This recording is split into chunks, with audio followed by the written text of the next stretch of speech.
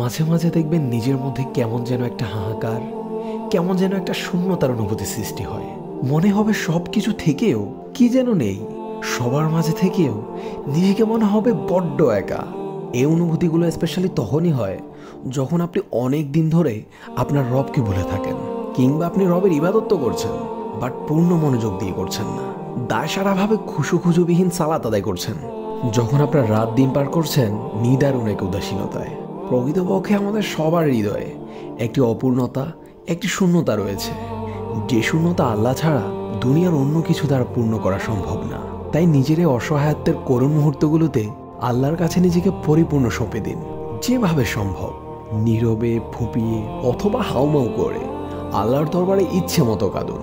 আপনার রবের কাছে যে আপনার চোখের পানি অনেক মূল্যবান, আপনি তো তা জানেনই। আল্লাহ তার পাপিষ্ঠ বান্দাদের শাস্তি দেওয়ার জন্য জাহান্নাম সৃষ্টি করেছেন, আর এই জাহান্নামে রয়েছে ভয়ঙ্কর আগুন যা বান্দার কলিজা পর্যন্ত ভেদ করে ফেলবে। আর এই আগুনকেই দুনিয়ার সাগর, উপসাগর, মহাসাগর সব কিছু দিয়ে নিভানো সম্ভব না হলেও আপনার এক ফোঁটা চোখের পানি এই আগুন নিভিয়ে দিতে সক্ষম। সুবহানাল্লাহ! আমাদের রব আমাদের চোখের পানিকে কতটা ভালোবাসেন আমরা কি কখনো কল্পনা করেও দেখেছি?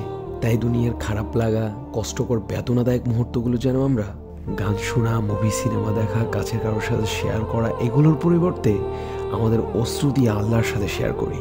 কারণ দুনিয়ার কেউ আমাদের চোখের পানির মূল্য না দিলেও আমাদের রব আমাদের প্রতিটি অশ্রুকণার খুব চড়া মূল্য পরিশোধ করবেন, যা আপনি কল্পনাও করতে পারবেন না।